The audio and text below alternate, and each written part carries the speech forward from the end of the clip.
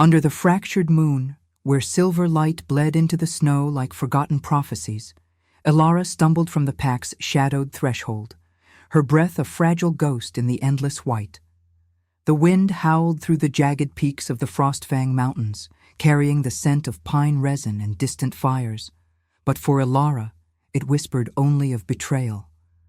Her bare feet sank into the drifts, each step a numb surrender to the cold that clawed at her skin like the Alpha's final rejection. "Unworthy," he had snarled, his golden eyes, once soft with promise, now hardened to ice as he tore the mark from her neck. The pack had watched in silence, their forms blurred shadows against the torchlit circle of the great hall, where the fire's roar had mocked her pleas. She was Omega, yes, but not the vessel of strength they craved. Her visions, her whispers of ancient words that danced unbidden on her tongue, were deemed curses, not gifts. Banished at dawn, left to the mercy of the wilds, she was to wander until the snow claimed her, a quiet erasure from their history. Ilara clutched the rune pendant at her throat, the one relic she had hidden from their scrutiny. Forged in the old tongue, its surface etched with swirling symbols that glowed faintly under moonlight, it had been her mother's, passed down through generations of forgotten seers. The stone was cool against her palm, veined with a crimson thread that pulsed like a vein, as if the blood of ancestors lingered within. It had saved her once in the fevered nights of her youth, when the words first awoke, fragments of prophecy, riddles of rule and ruin that no one else could decipher. But now it felt like a chain, heavy with the weight of what she could not unsee. The Alpha's mate, a she-wolf of fierce lineage, had sensed the pendant's pull, accused Ilara of weaving spells to steal his favor. Lies, all of it. Yet the pack believed, and in their fear, they cast her out. The forest closed around her like a shroud, ancient pines standing sentinel under a sky bruised with clouds. Snowflakes clung to her tattered cloak, melting into icy trails down her arms, mirroring the tears she refused to shed. Her body ached from the ritual's brutality, the silver blade that severed the bond, leaving a raw cicatrice across her collarbone, throbbing with every heartbeat. What is strength, she wondered, if not enduring the silence of those who once called you kin? The wind carried faint weavos from the valley below, echoes of the hunt she could no longer join. She was prey now, marked by solitude. As dusk bled into the night, Ilara crested a ridge, the world below unfolding in a vast, unforgiving expanse.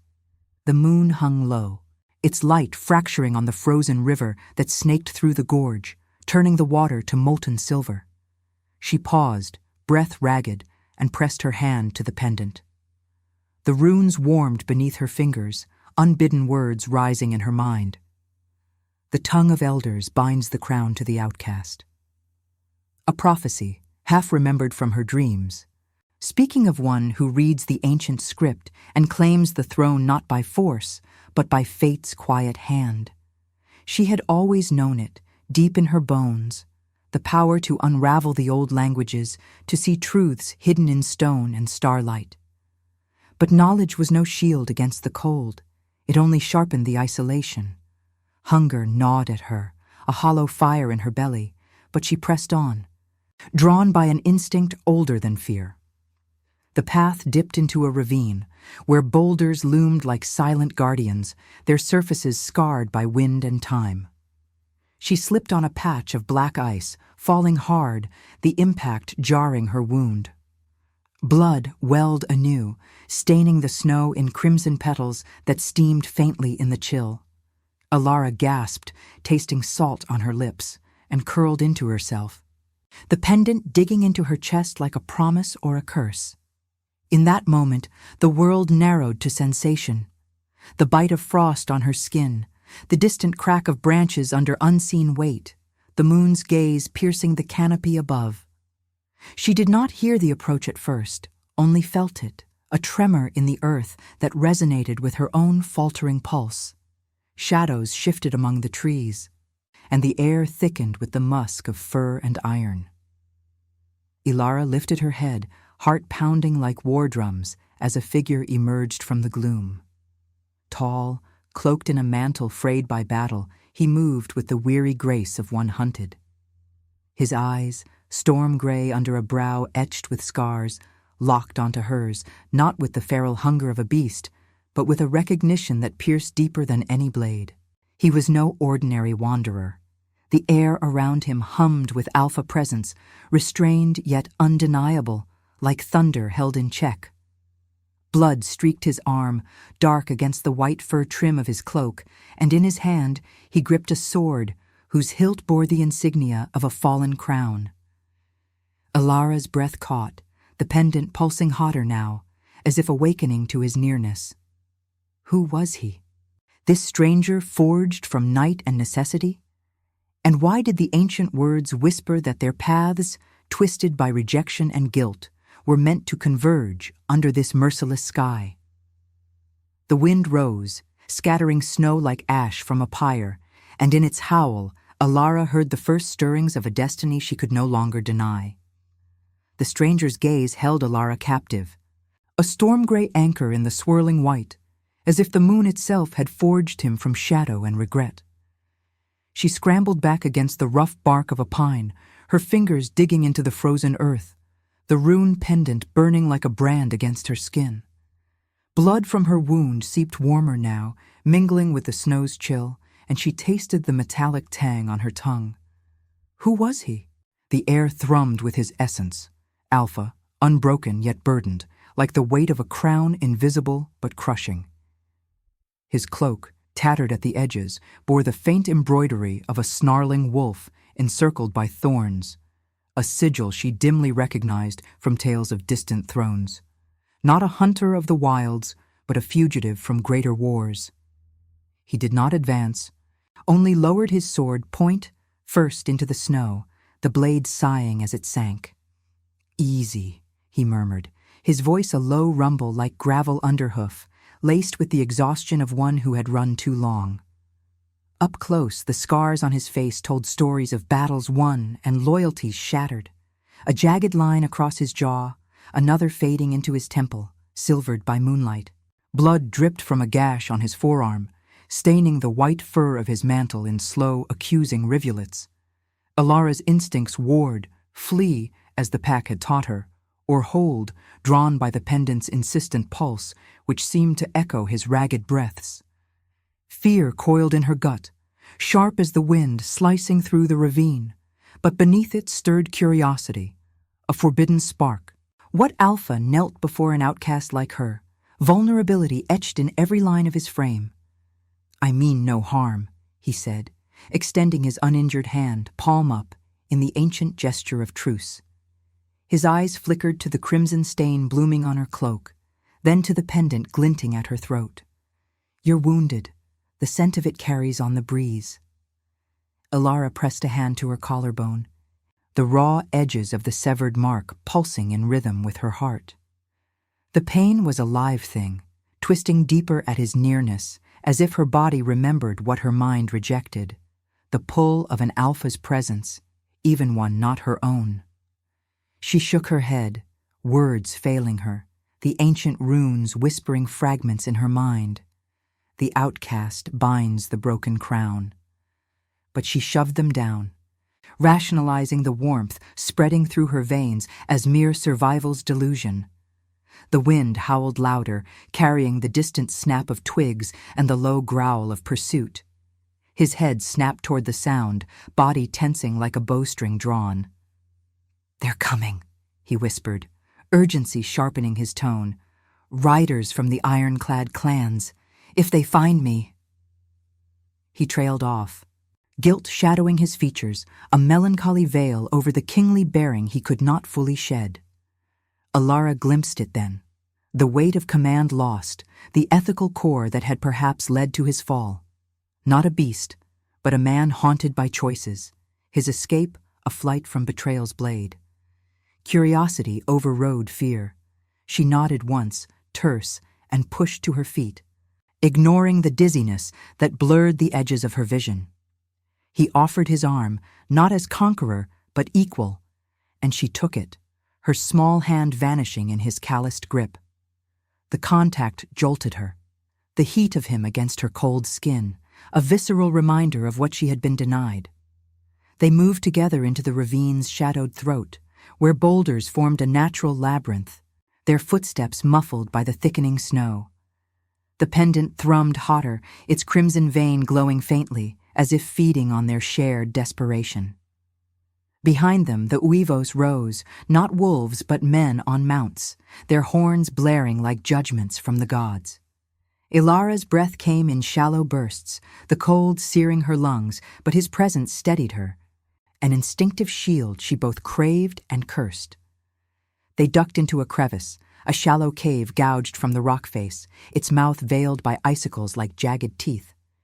He barred the entrance with his body, sword drawn once more, while she huddled against the rear wall, the stone's chill seeping through her cloak. The air inside was thick with the scent of damp earth and his blood, mingling with the faint, herbal trace of her own fierce sweat. Minutes stretched into eternity, the hunters' cries echoing off the peaks, torches flickering like malevolent stars in the night. Ilara watched him, the play of moonlight on his profile, the way his shoulders bore the invisible yoke of duty. Guilt radiated from him, palpable as the frost on her lashes. Perhaps he had led armies to ruin, or spared one too many, dooming his realm. What wound did he carry that mirrored her own rejection?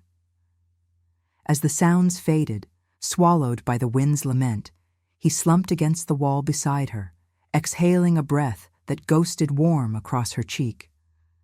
"Thorn," he said softly, offering his name like a confession, "exiled king of the Silver Peaks." Ilara met his gaze, the storm-gray depths pulling at her, stirring an empathy she had thought frozen away. "Ilara," she replied, voice barely above a whisper, the pendant's warmth now a bridge between them. In that confined space, refuge born of necessity, the denial cracked, fear yielding to the curiosity of shared exile. His hand brushed hers accidentally, sending a shiver through her not born of cold, and she did not pull away. The bond was tentative, rationalized as alliance against the night, yet the ancient words murmured of more, healing through the tongue unspoken. Outside, the moon climbed higher, casting silver veins across the snow, while inside, the fire of survival kindled something deeper, a vinculo forged in the crucible of pursuit. What is mercy? Ilara pondered in the silence, if not offering shelter to the shadowed throne. The cave held them close, the world a howling void, and in that fragile peace, the first threads of redemption wove unseen. And now, I invite you to leave a trace of your presence in the comments. Tell us where in the world you're watching from, and the exact hour you hear this story. We wish to know how far these northern confessions travel, and at what moments of the night they find you. The cave's chill wrapped around Ilara like a lover's reluctant embrace, the stone walls exhaling damp breaths that mingled with Thorn's warmth. She sat huddled against the rough-hewn rock, her cloak drawn tight, the rune pendant a steady thrum against her chest, like a second heart, insistent and alive. The crimson vein within it pulsed in time with the distant uivos fading into the night, a reminder that safety was fleeting, woven from the same threads as peril. Thorn shifted beside her, his broad frame a bulwark against the wind's probing fingers that slipped through the icicle-veiled entrance.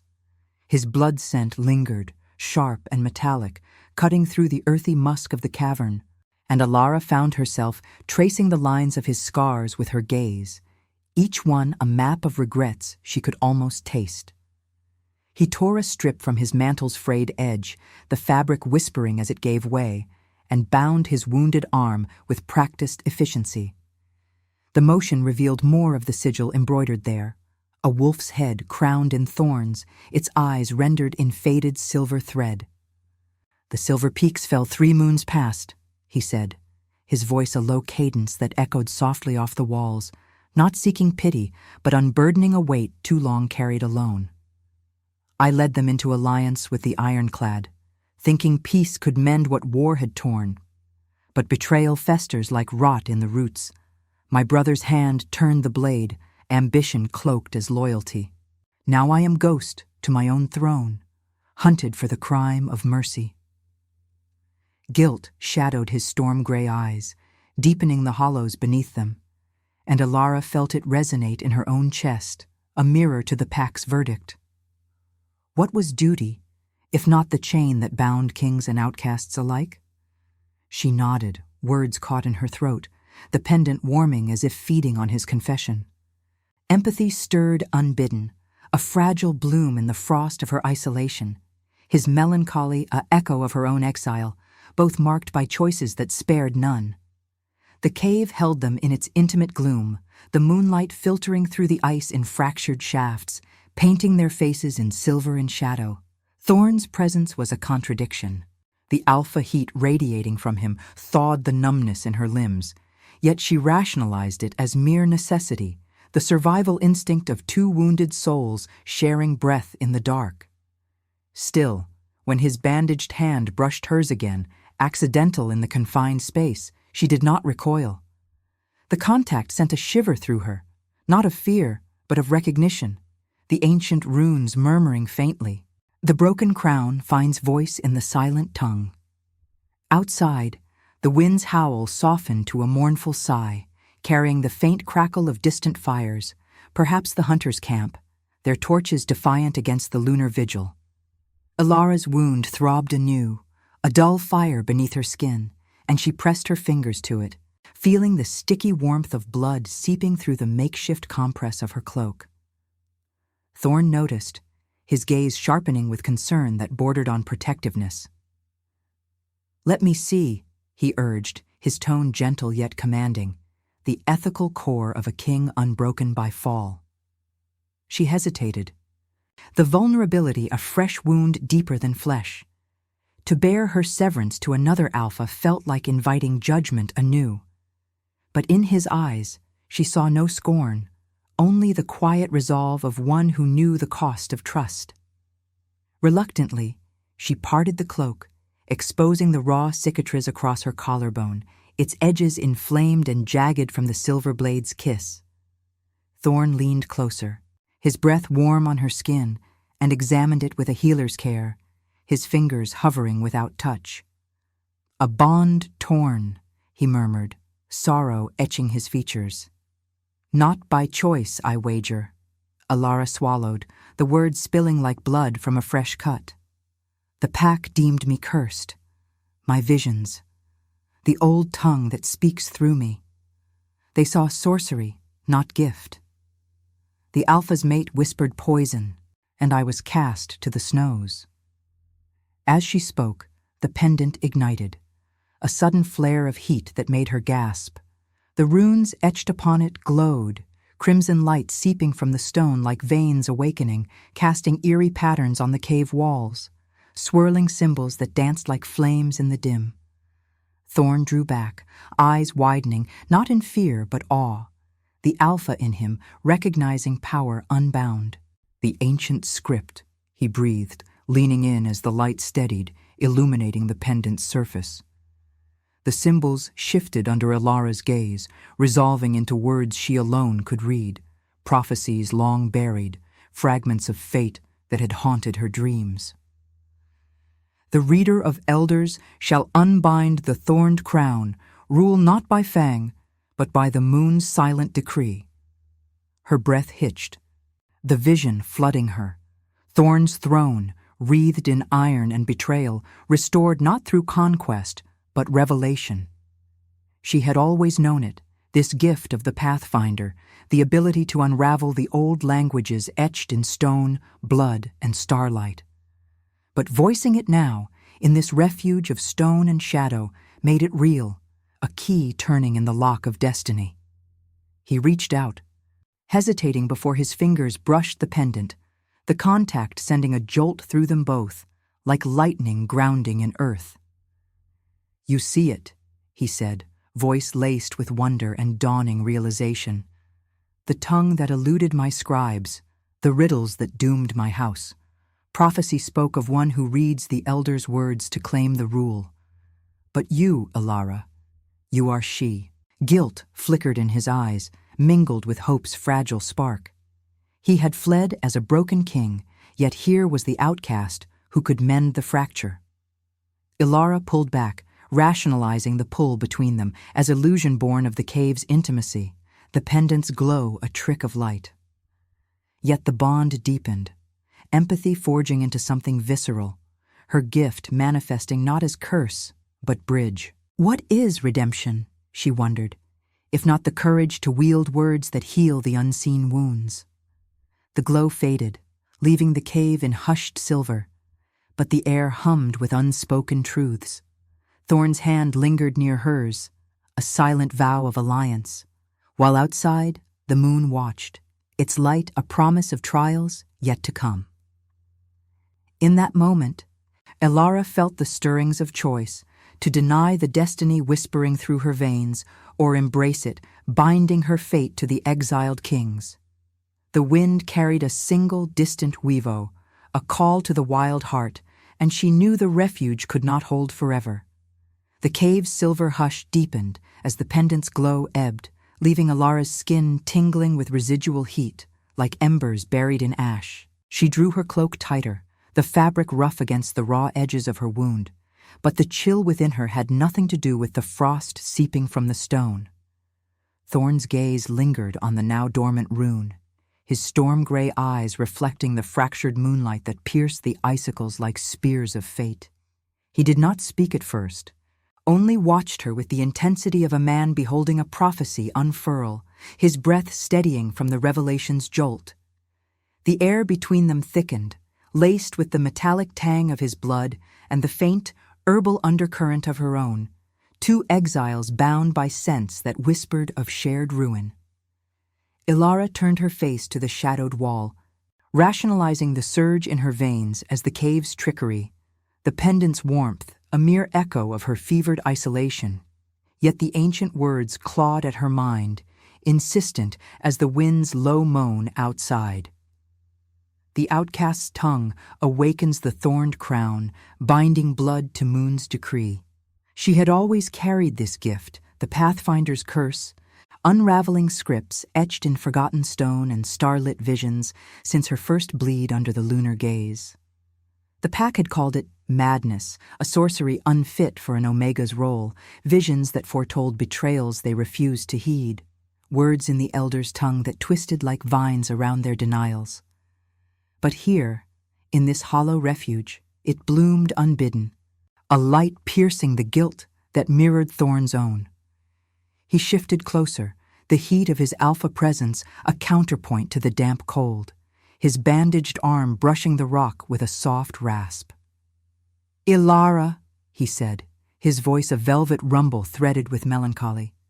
"That light. It spoke to you, didn't it?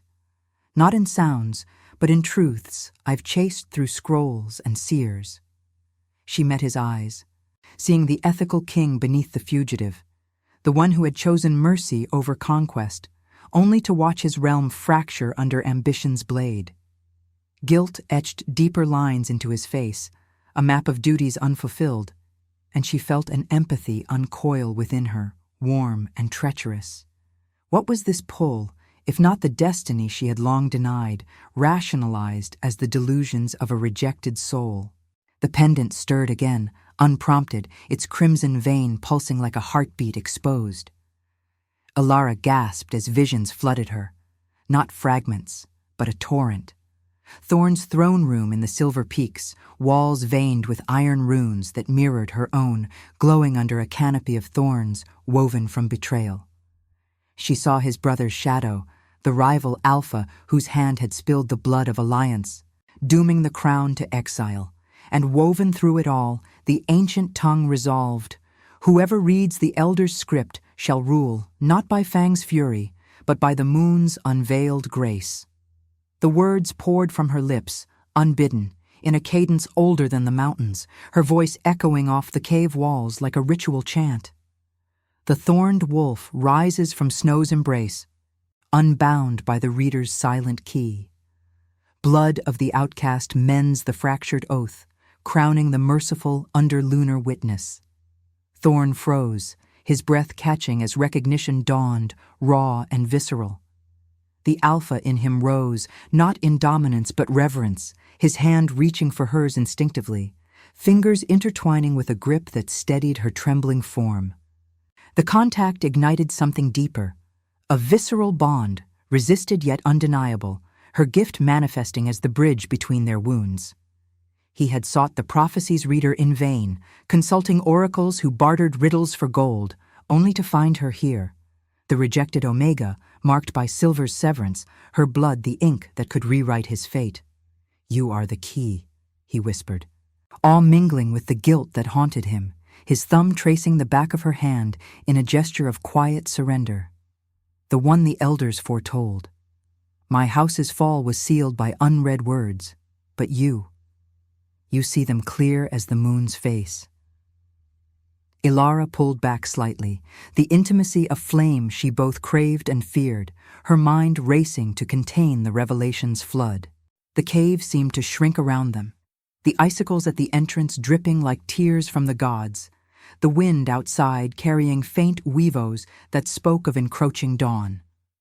Her wound throbbed in rhythm with the pendant, blood seeping anew to stain her collarbone in crimson trails that caught the silver light. Sensory overload gripped her, the rough stone biting into her back, the musky warmth of Thorn's proximity, the chill draft whispering secrets through the veil. She had known this power since childhood, hiding it from the pack's scorn, but voicing it now felt like rebirth, a shedding of the outcast's shame. Yet doubt lingered, a moral tether. Was this destiny or delusion, her gift a tool for his redemption or her own entrapment? Thorn released her hand, respecting the boundary, but his eyes held a new resolve, the melancholy lifting like mist under sun. "The ironclad riders will return at first light," he said, voice steady with the weight of realization. "They hunt me for the mercy I showed their envoys, sparing lives that my brother deemed forfeit. But with your sight, Ilara, the runes of my throne could be unbound. We could turn the tide, not with war, but truth." Empathy swelled in her chest, transforming into a vinculo that resisted rationalization. His ethical core called to her own, the rejected healing the guilty through words unspoken. "What is strength?" she pondered in the hush, if not embracing the tongue that fates entwine. The moon dipped lower, casting long shadows that danced like specters on the walls, while outside, the snow began to fall in earnest, blanketing the world in white oblivion. Ilara touched the pendant, its warmth a promise now, not chain, and nodded once, the revelation sealing their paths.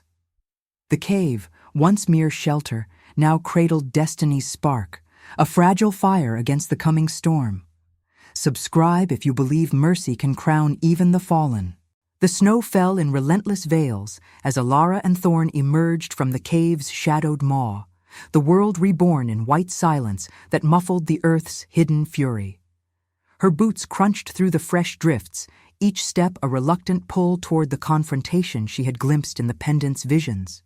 Rune-etched truths that now bound her to his fate, like chains forged in lunar fire.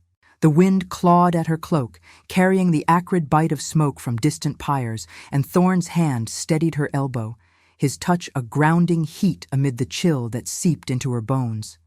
The rune pendant hung heavy at her throat, its crimson vein throbbing like a warning, pulsing with the ancient words that had sealed their alliance. The reader's voice unmasks the thorned betrayer, where blood meets snow in judgment's forge. They crested the ridge under a moon bloated with secrets, its silver light gilding the frozen river below like veins of molten prophecy.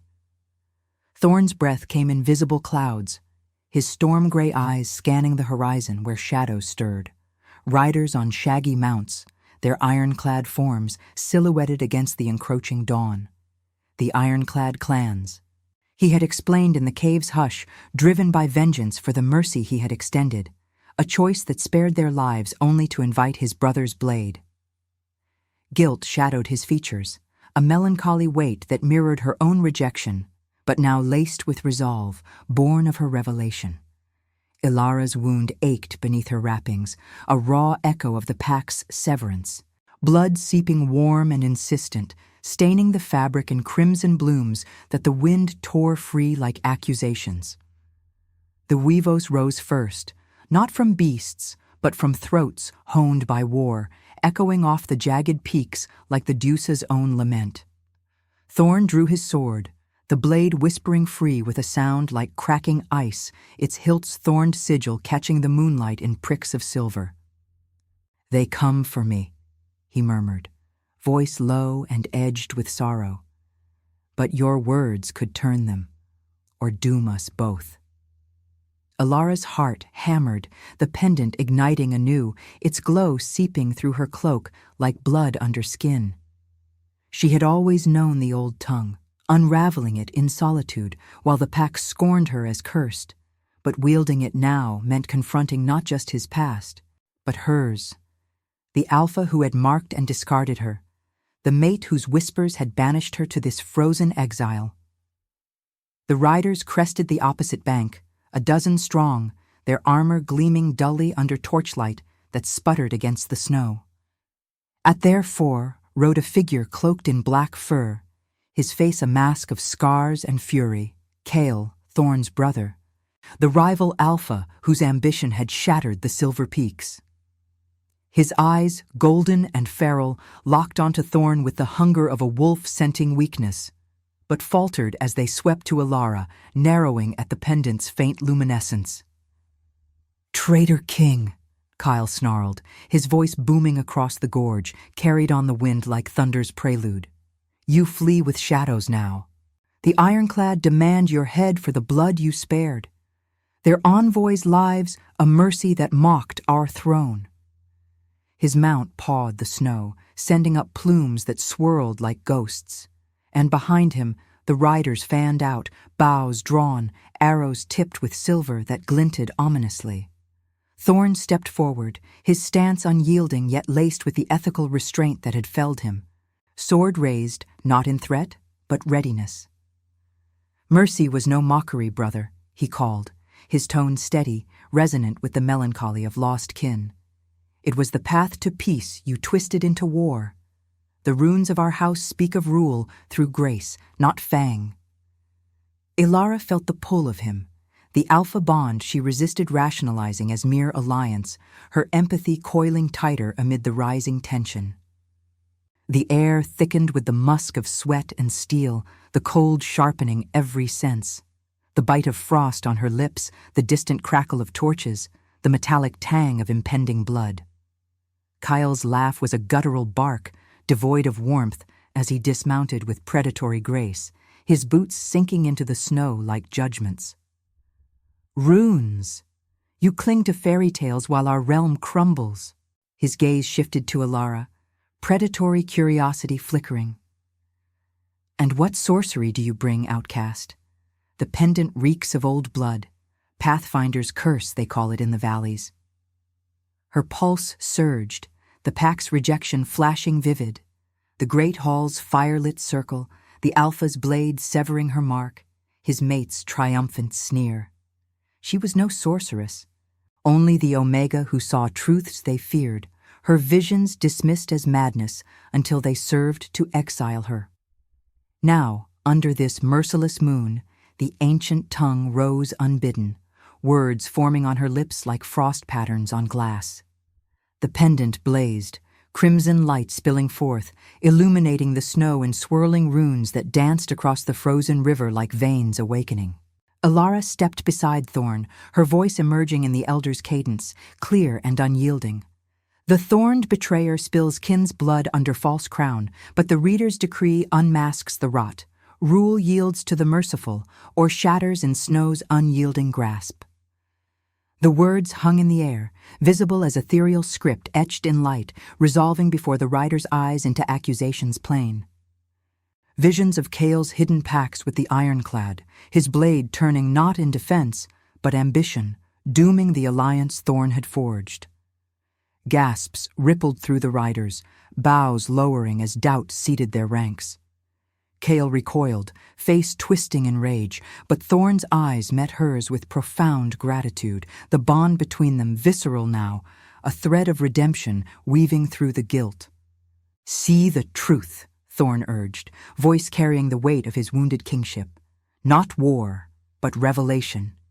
Yet Kael lunged, sword drawn, forcing Alara back as Thorn parried the blow, steel clashing in a spray of sparks that lit the snow like fallen stars.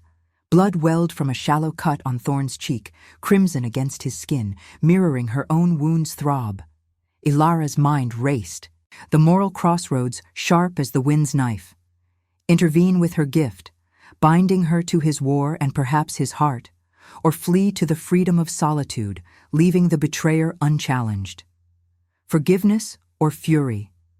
What was love, if not the choice to heal amid the storm? The pendant pulsed hotter, demanding her voice, as Kyle pressed the attack, his howls mingling with the rider's confusion. Thorn fought with restrained power, each block a plea for peace, but the snow drank the first spilled blood, staining white to red under the moon's indifferent gaze. In that frozen melee, Alara felt the weight of destiny's demand, to speak the full prophecy, risking her fragile liberty for his redemption, or silence it, preserving the outcast's isolation. The wind howled her dilemma, carrying echoes of the pack's betrayal, while Thorn's glance sought hers, a silent question amid the clash. What is true rule, she pondered, if not choosing compassion over the blade's easy song? The river cracked beneath them, ice groaning like the earth's own judgment, as the choice loomed, visceral and unforgiving. The clash of steel rang through the gorge like the Deusa's fractured vow, each parry sending vibrations up Ilara's spine as she stood frozen in the snow's unyielding grip. Blood from Thorn's cheek traced a warm rivulet down his jaw, freezing into crimson crystals that caught the moon's silver gaze, while Kael's blade whistled past, carving furrows in the air, thick with betrayal's scent, sweat, iron, and the sharp tang of fear uncoiling among the ironclad riders. The river beneath groaned, its ice fracturing like the illusions of loyalty, black veins spiderwebbing outward as if the earth itself recoiled from the brothers' fury. Ilara's pendant blazed against her chest, the crimson thread within it surging like a vein exposed to the night, demanding she unleash the full torrent of the ancient tongue. Her wound pulsed in echo, blood seeping through her wrappings to stain the snow in petals that steamed faintly, a visceral reminder of her own severance, the pack's cold judgment mirroring this fraternal war. Thorn fought with the restrained grace of a king unbroken in spirit, his movements fluid yet weighted by melancholy, each block a plea etched in steel. "Kyle, stop this," he growled, voice carrying over the wind's howl, laced with the guilt of a mercy that had birthed ruin. "The runes don't lie. Your ambition blinds you to the prophecy's grace." But Kael pressed on, his golden eyes feral with the hunger of stolen power, his sword a blur that nicked Thorn's arm, drawing fresh blood that sprayed across the white drifts like accusations from the moon. The riders hesitated, their bows slack in confusion, the ethereal script from Alara's earlier words still flickering in their minds like embers refusing to die. Political webs unraveled before them. Kael's secret pacts with the clans, forged not for alliance but dominance, dooming the Silver Peaks to isolation, while Thorn's ethical hand had sought bridges over chasms. Ilara's breath came in ragged bursts, the cold searing her lungs as wind whipped snow into her eyes, blurring the melee into a dance of shadows and silver. Her gift clawed at her throat, the Pathfinder's burden she had hidden since the pack's great hall, where visions of elder scripts had branded her cursed, unworthy of the Alpha's mark. Rejection's shame coiled in her gut, sharp as the frost biting her skin. But here, under this bloated lunar witness, it transformed, pain birthing the resolve to choose, Freedom whispered temptation. Turn away. Let the brother's blood sate the snow and vanish into the wilds as the outcast she was born to be. Yet Thorn's glance pierced her, storm-gray depths holding not command, but vulnerability, the melancholic plea of a king who had spared lives at his own cost, now facing ruin without her voice. Love, she realized in that visceral instant, was no immediate blaze, but a slow thaw, resisted through rationalizations of alliance and survival, now demanding acceptance as redemption's forge. The pendant ignited fully, crimson light erupting like blood from a sacrificial vein, illuminating the gorge and swirling runes that etched the air, symbols of thorned crowns and lunar decrees, resolving into visions for all to witness. Cale faltered mid-swing, his face paling as the light revealed his treachery. Shadowed councils where he bartered Thorn's mercy for ironclad favor, blades turned on envoys under false banners. Lies, he roared, but his voice cracked, the Alpha's dominance fracturing under truth's weight. The riders murmured, bows dropping fully now, their mounts stamping unease into the snow. Ilara stepped forward, her voice rising in the elder's tongue, cadenced and unyielding, each word a thread weaving fate anew. The betrayer's fang pierces kin's heart, but the reader's light unmasks the shadow. Blood of the merciful flows to heal the fractured oath, crowning not the ruthless, but the one who chooses grace over the grave. The runes coalesced above the river, a spectral crown of thorns and moonlight hovering like the Deuce's judgment, its glow bathing Thorn in silver redemption. Kyle lunged once more, desperation twisting his snarl into something primal, but Thorn disarmed him with a twist of the wrist, the sword clattering across the ice. The rival Alpha fell to his knees, breath heaving, golden eyes dimming with the defeat of exposed ambition. "Brother," Thorn said softly, extending a hand not in vengeance but sorrow, the ethical core of his kingship unbroken. "The throne was never mine to hoard, nor yours to seize through deceit." Cale's gaze shifted to Ilara, hatred flickering to reluctant awe, but he bowed his head, the wind carrying his defeated Weevo into the peaks, a lament for paths diverged by greed. As the riders knelt in allegiance, the spectral crown descended, settling upon Thorn's brow like frost-kissed gold, its thorns dissolving into light that sealed old wounds. Ilara's pendant cooled, the crimson vein stilling as if sated, but her own blood, spilled in exile, mingled with his on the snow, steaming under the moon's benediction. She moved to him, their hands clasping in a union forged of choice, the contact sending warmth through her chilled frame, rationalizations shattering like the river's ice. His free arm encircled her waist, pulling her close, the alpha heat enveloping her like a mantle reborn. Tenderness bloomed in the tragedy's wake, their lips meeting in a kiss born of pain's alchemy, soft and searing, blood's metallic taste shared under the lunar vigil. What is rebirth, she pondered in that embrace, if not sacrificing solitude for the healing of another's guilt? Freedom yielding to destiny's compassionate call? The gorge hushed, snow falling in gentle veils that blanketed the stains of conflict, while distant fires from the riders' torches flickered like stars grounded in hope. Thorn's realm would mend, not through war's blaze, but revelation's quiet fire, Ilara at his side as pathfinder and queen, her rejection transmuted into the crown's unyielding grace. Faith had triumphed over despair, compassion over power, their bond a testament to love's redemptive proof. The moon watched, serene and eternal, as they turned toward the silver peaks, the wind at their backs, whispering of empires healed by the outcast's tongue. If your heart beat alongside ours, like, comment, and subscribe. Because every soul that joins our moon keeps the flame of redemption alive.